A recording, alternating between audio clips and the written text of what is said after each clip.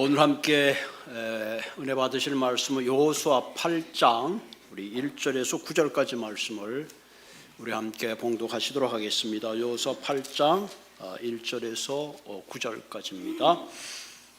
여호와께서 여호수아에게 이르시되 두려워하지 말라 놀라지 말라 군사를 다 거느리고 일어나 아이로 올라가라. 보라 내가 아이 왕과 그의 백성과 그의 성읍과 그의 땅을 다 내 손에 넘겨주었으니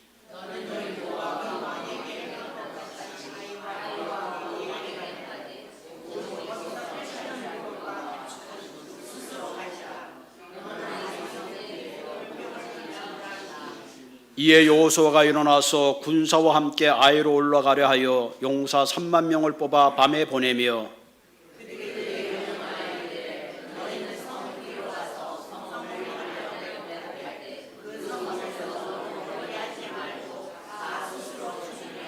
나와 나를 따르는 모든 백성은 다 성읍으로 가까이 가리니 그들이 처음과 같이 우리에게로 쳐 올라올 것이라. 그리할 때에 우리가 그들 앞에서 도망하면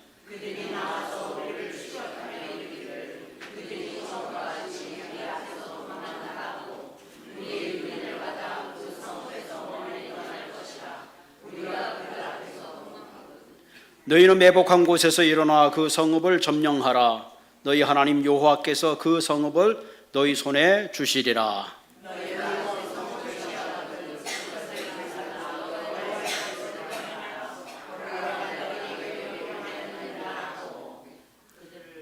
그들을 보내매 그들이 매복할 곳으로 가서 아이 서쪽 베델과 아이 사이에 매복하였고 요아서는 그 밤에 백성 가운데 잤더라.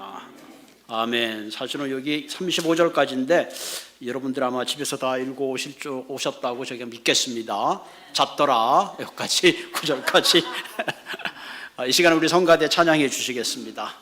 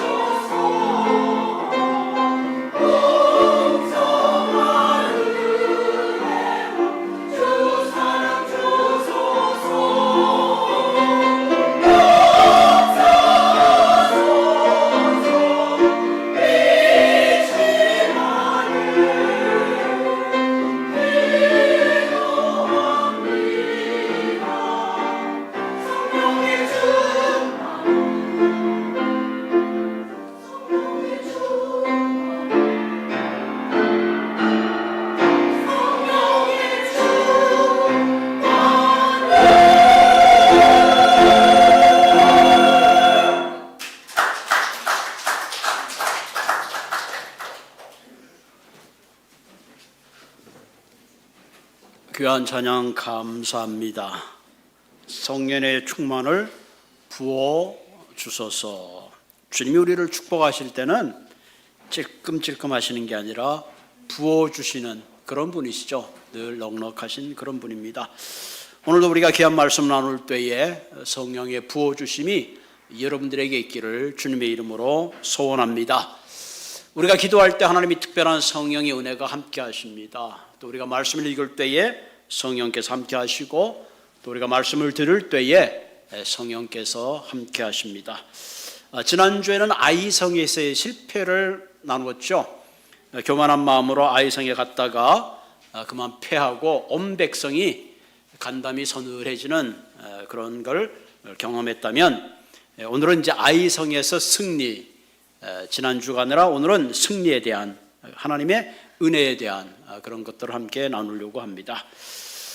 누구나 인생을 살다 보면 실패할 때도 있고 성공할 때도 있습니다. 나는 한 번도 인생에 실패한 적이 없습니다. 아마 그런 사람은 세상에 한 사람도 없을 겁니다. 그런 의미에서 우리가 살만 나는 인생과 죽고 싶은 인생의 차이는 사실 종이 한 장 차이와 같습니다. 우리가 알듯이 실패는 성공의 어머니라 그랬죠. 이 말의 참뜻은 우리가 실패자가 되기 전에 한 번 더 생각하고 방향을 전환해서 희망을 잡으면 우리는 그 실패의 현장에서 일어날 수 있습니다. 우리가 두려운 것은 실패가 두려운 것이 아니라 실패라는 환경에 좌절하고 거기에 머물 때에 우리는 실패자가 되는 겁니다.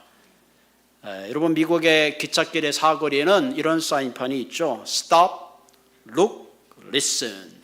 그죠? 사거리를 지날 때 멈추고, 그 다음에 살펴보고, 그 다음에 들으라. 비록 기차가 보이지 않지만 잘 듣고 있노라면 기차 소리가 오는 소리가 들리는 거죠.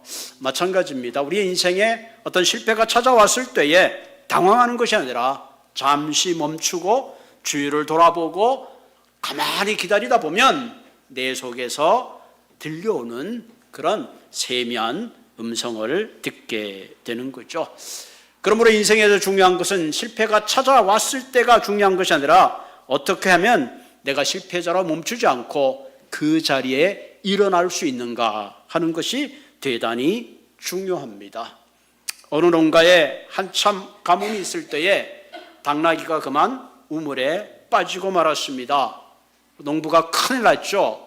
깊은 우물에 빠진 당나귀를 건져 올리는 것도 어려운 일이지만 가뭄에 모든 사람이 힘들어하는데 당나귀도 먹을 것도 없는 이 시대에 농부가 가만 생각하기를 그동안 당나귀를 많이 사용하고 이제 나이가 늙어서 더 이상 쓸모가 없고 이제 당나귀도 죽을 때가 됐다라는 생각을 하고 건져낼 생각을 하지 않고 당나귀를 잘 묻어줘야 되겠다. 그리고 우물에다가 한 삽 한 삽 흙을 퍼부었습니다. 한동안 우물 속에서 당나귀의 울음소리가 들리더니 한참을 하고 있는데 당나귀 울음소리가 멈췄습니다. 이거 웬일인가 하고 그 농부가 우물 속을 들여다봤더니 삽에서 흙을 던질 때마다 그 당나귀는 자기 등에 떨어지는 흙을 털어가지고 그것을 깔고 한 발 한 발 올라왔답니다. 나중에 흙이 다 차고 나니까 당나귀가 우물에서 기어나와가지고 툭툭 털고 뛰어갔더라 하는 그런 얘기가 있어요. 말 못하는 당나귀도 자기를 죽이려고 하던 그 흙을 발판 삼아 다시 우물에서 그 디딤돌이 돼서 우물에서 나왔던 것처럼 만물의 영장인 우리 한 사람 한 사람, 우리의 인생 가운데 찾아오는 그런 위기와 슬픔과 어려움을 반드시 극복하고 일어나리라고 믿습니다. 우리 모두는 예수 그리스도를 믿는 성도들입니다. 다시 말하면 우리 가운데는 부활하신 예수님이 저와 여러분들과 함께 계십니다. 예수님께서는 절망의 늪, 죽음을 넘어서 부활하셨어요. 그런 의미에서 누구든지 그리스도 안에 있으면 어떤 절망도, 어떤 실패도, 어떤 죽음의 권세라 할지라도 우리를 실패의 자리로 이끌 수 없는 것이 아니라 반드시 일어나게 하십니다. 우리가 잘 알듯이 나폴레옹은 내 사전에는 불가능이 없다 그랬지만 1821년 5월 5일 세인트 헬레나 성에서 쓸쓸하게 그의 인생을 마감했습니다. 이것이 우리의 인생입니다. 그러나 내 안에 살아계신 주님이 함께 하신다면 그때는 상황이 달라지는 것입니다. 죽음의 권세를 이기신 예수님이 나와 함께 하신다면 절대로 우리의 인생은 실패할 수가 없습니다. 왜? 성경에는 불가능이라는 단어가 없기 때문에 그렇습니다. 성경에도 많은 실패한 이야기들이 있어요. 지난주에도 아이성에 실패했잖아요. 그러나 그것은 실패로 끝나는 것이 아니라 반드시 그 실패를 통해서 하나님이 개입하심으로 실패의 자리에 일어나서 반드시 성공의 자리로 갔기 때문에 성경에는 많은 실패자가 있지만 동시에 많은 그 실패를 이기고 성공한 증인들이 너무너무 많습니다. 이런 의미에서 우리에게 찾아오는 실패에도 불구하고 우리가 일어나서 주님의 영광을 위해서 달려가기 위해서는 과연 무엇이 필요하겠는가 하는 겁니다. 오늘 본문을 중심으로 어떻게 하면 우리 실패에서 일어나서 승리할 수 있는 그 비결을 함께 나누고자 합니다. 지난주에 이스라엘 백성들이 3,000명의 군사가 아이성을 쉽게 점령할 줄 알고 올라갔다가 그만 패하고 돌아왔습니다.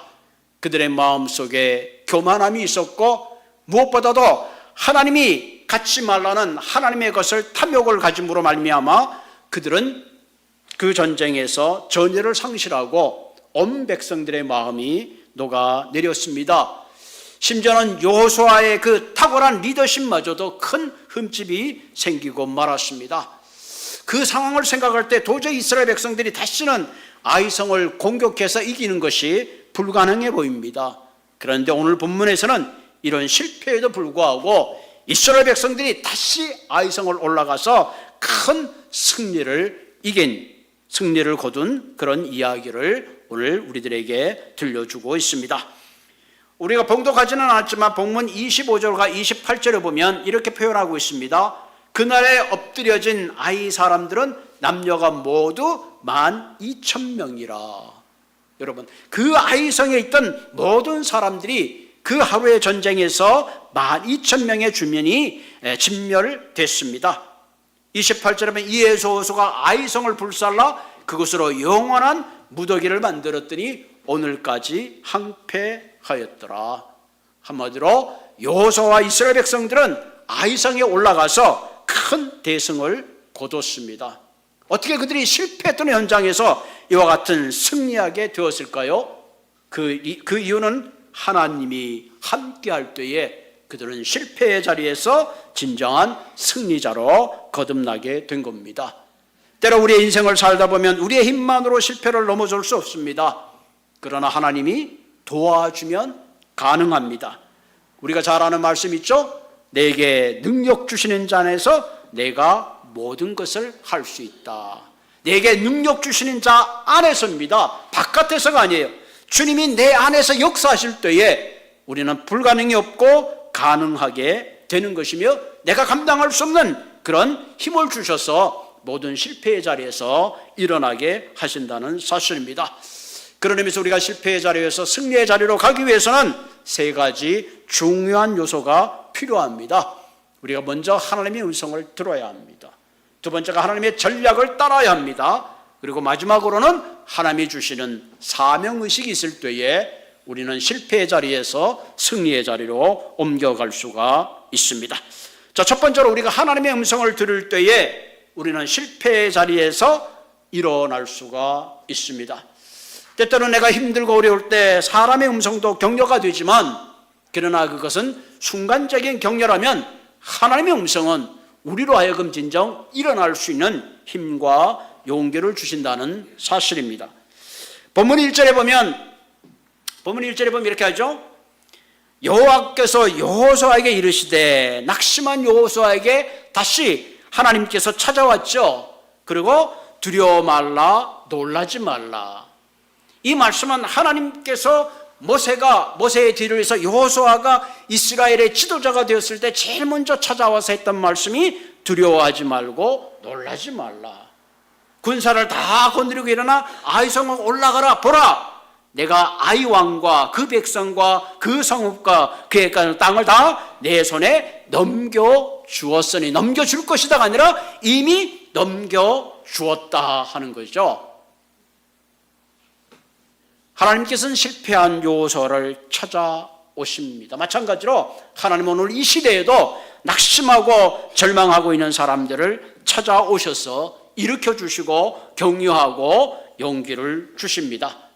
성경에 보면 엘리야라는 사람이 너무너무 영적으로 침체했습니다. 하나님, 차라리 나를 죽여달라고 하소연할 때에 하나님께서는 그를 찾아와 까마귀를 통해서 그에게 먹을 걸 주시고 격려하고 다시 힘을 북돋워 주었습니다. 예수님이 돌아가시자 베드로는 실망했습니다. 그래서 옛날 어부 자기가 디베레 바닷가에 다시 그물질할 때에 예수님은 그를 찾아와서 내가 나를 사랑하느냐고 다시 사명감으로 그로 하여금 일어나게 했습니다. 부활하신 주님이 제자들 가운데 찾아왔을 때에 제자들이 우리가 부활하신 주님을 봤다고 했을 때에 도마는 나는 주님의 진짜 부활한 걸 그분을 직접 만나기 전에는 믿을 수 없다 그랬을 때에 부활하신 주님이 도마에게 나타나서 두 손을 보여주고 옆구리를 보여주며 못자국과 창자국을 보여주며 믿음이 없는 자가 되지 말고 믿는 자가 되라고 그렇게 그를 격려해 주신 겁니다. 오늘도 본문에 보면 진짜 두렵고 놀랍고 절망하고 있는 여호수아를 찾아와서 다시 한번 두려워하지 말며 놀라지 말고 힘을 내라. 내가 아이성의 왕을, 그리고 아이성을 내가 내 손에 주시겠다. 그렇게 말씀하시는 거죠. 왜 동일한 말씀을 주님께서는 여호수아를 찾아와서 다시 말씀하시는 걸까요? 여호수아가 그 어려운 상황 동안에 잊어버렸기 때문에 그렇습니다. 그래서 다시 하나님께서는 그에게 내가 너를 결코 떠나지 아니하고 버리지 아니라 하리니 용기를 내라고 말씀을 하시는 거죠. 성경에 보면 이게 반복되는 말씀이 많이 있어요. 항상 기뻐하라, 쉬지 말고 기도하라, 범사에 감사하라. 바울은 그의 편지를 쓸 때 다시 한번 내가 너희들에게 생각나게 하기 위해서 이 말씀을 쓴다고 그렇게 말씀하십니다. 그 이유는 뭘까요?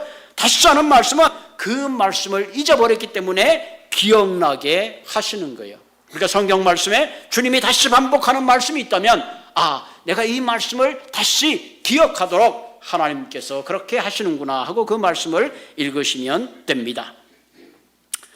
하나님은 여호수아를 찾아와서 두려워 말고 놀라지 말라고 위로의 말씀만 하시는 것이 아니라 이제는 확실한 약속을 해주시죠. 아이성의 왕과 아이성과 그 모든 것을 내가 너에게 넘겨주겠다. 확실한 약속을 해 주시는 겁니다. 하나님이 내가 너에게 주시겠다 하면 끝입니다. 내가 너에게 주시겠다 하면 끝나는 거예요. 왜? 하나님의 말씀은 성취가 있고 하나님의 약속은 반드시 이루어지기 때문에 그렇습니다. 여러분 창세기 1장 1절에 보면 빛이 있으라 하심에 빛이 있었잖아요. 하늘의 달과 별을 창조하시고 각종 나무와 실과와 모든 것을 창조하실 때에 그대로 되었다 그랬어요. 그래서 하나님이 보시기에 참 좋았더라. 하나님은 인생이 아니시기 때문에 그분이 하신 말씀은 반드시 성취되고 반드시 이루어집니다.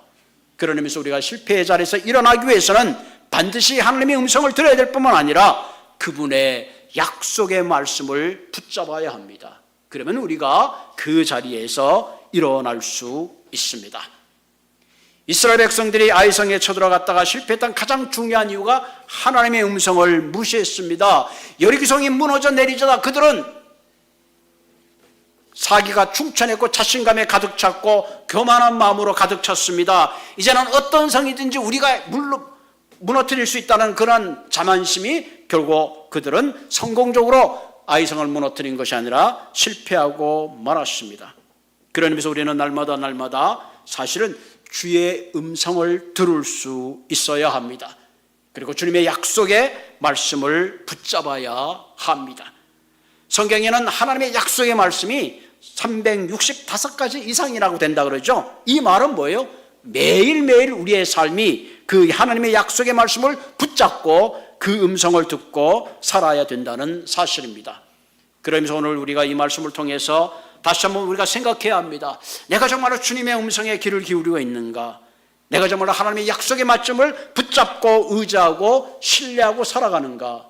만약에 내가 거기서 떨어져 있다면 다시 한번 이 시간에 새로운 결단을 가지는 그런 삶이 되기를 주님의 이름으로 부탁을 드립니다. 두 번째, 우리가 실패의 자리에서 승리의 자리로 옮겨가기 위해서는 하나님의 음성을 듣고, 두 번째는 하나님의 전략을 따라 순종하며 따라가야 합니다.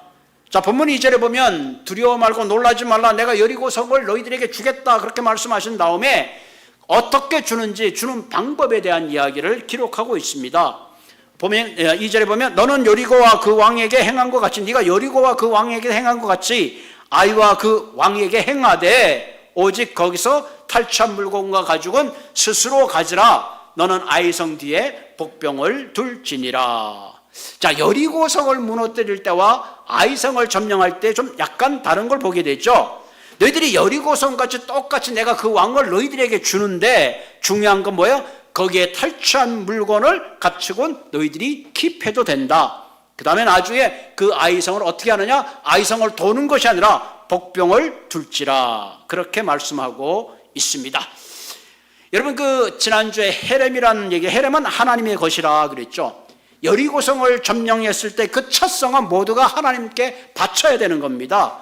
그럼에도 불구하고 아간이 그것을 탐내가지고 그것을 숨기는 바람에 그들은 아이성에 패하고 말았죠.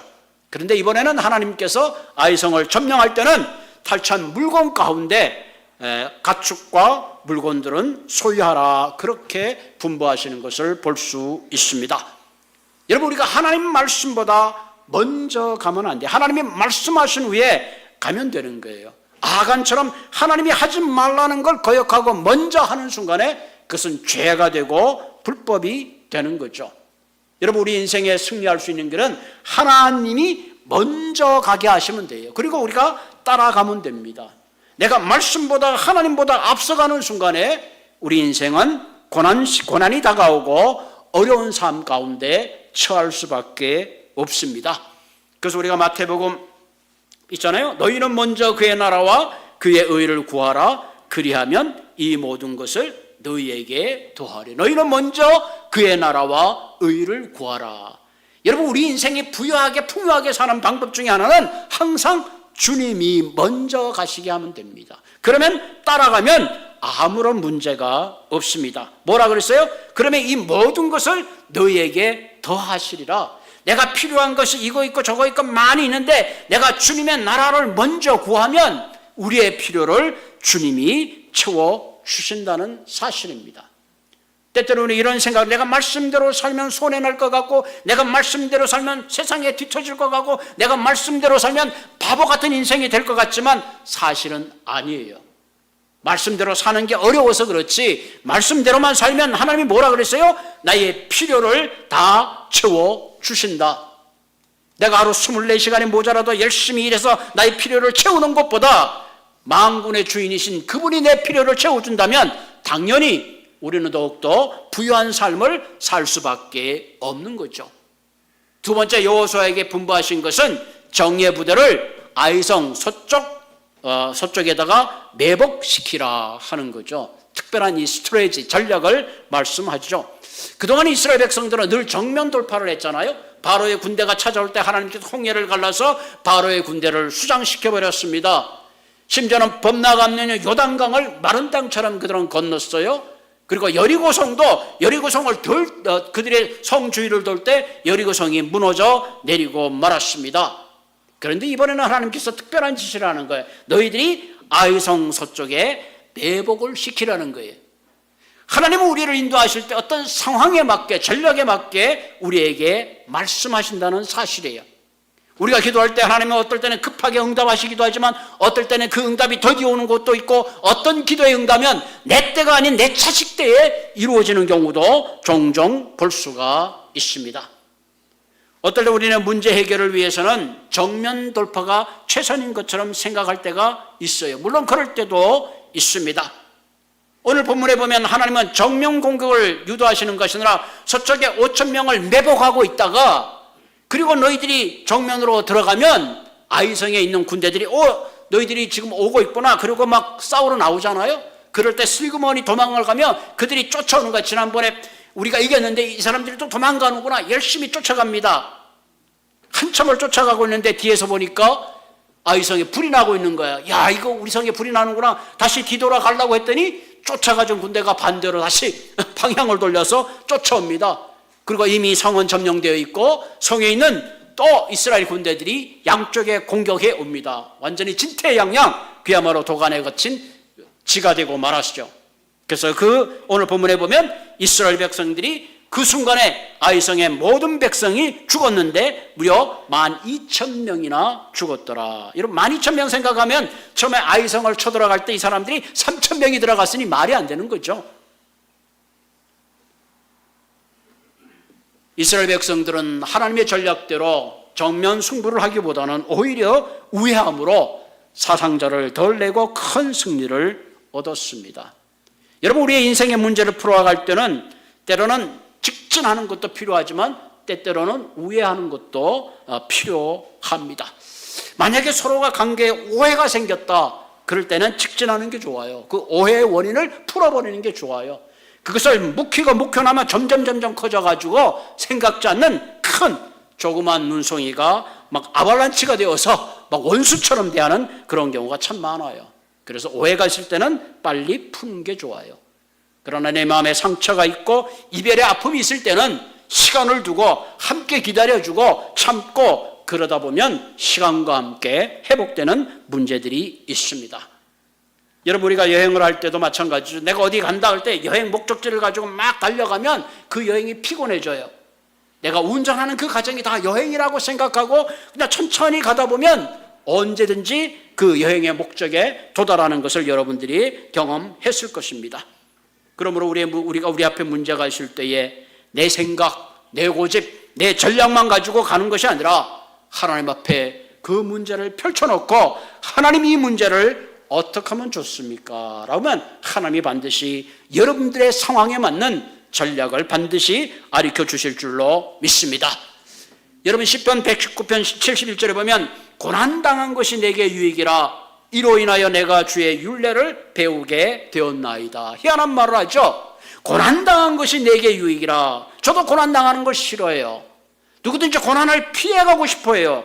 그런데 관점을 바꾸고 보니까 내가 생각할 때 이 고난이 내게 피하고 싶은 건데 가만히 돌아보니까 하나님의 관점에서 한번 돌아보니까 오히려 고난당한 것이 내게 유익했다 하는 거예요. 여러분도 그런 경우가 있잖아요.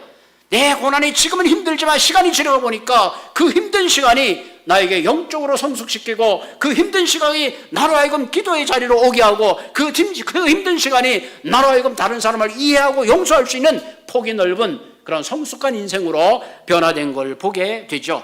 이로 인하 내가 주의 율례를 배우게 되었느니라. 그렇게 고백하고 있습니다.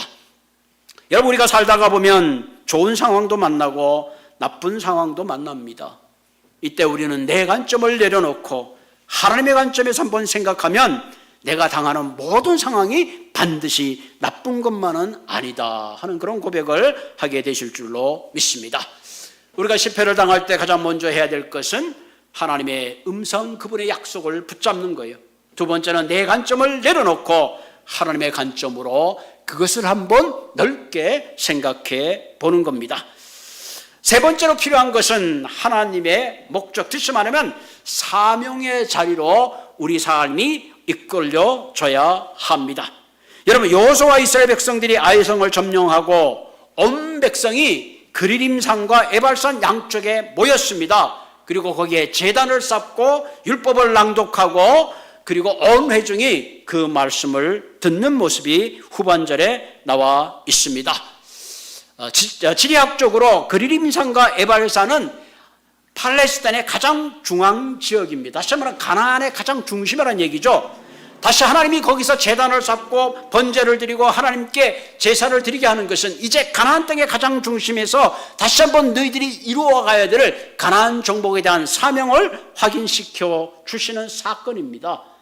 여호수아 9장에서 12장까지는 무려 31번의 전쟁이 있습니다. 이들이 계속 싸워야 되는데 중간에 얼마든지 포기할 수도 있어요. 그러나 하나님께서 오늘 에발산과 그리림산에서 번제를 드리게 함으로 너희들이 싸워다는 이 싸움은 너희들의 싸움이 아니라 반드시 이루어야 될 하나님의 약속의 땅을 점령해 나가는 사명의 싸움인 것을 그들에게 확인시켜 주고 있습니다. 여러분, 우리의 삶 가운데도 이런 거룩한 사명이 있어야 돼요. 그래야 우리가 끝까지 포기하지 않고 달려갈 수가 있습니다.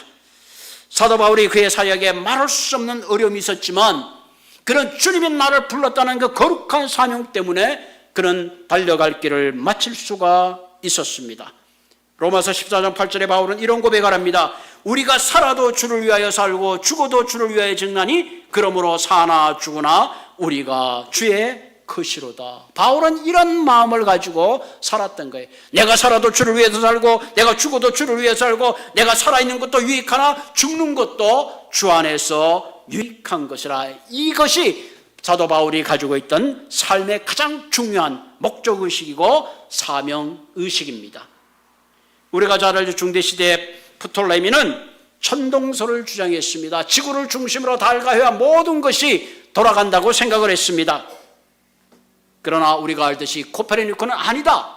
태양을 중심으로 지금 지구가 돌고 있다. 그렇게 말을 했죠. 오늘도 우리는 잘못하면 프톨레미처럼 내 중심으로 지구가 돌아가고 내 중심으로 세상이 돌아간다고 생각해요. 때로는 내 중심으로 하나님이 있다고 생각합니다.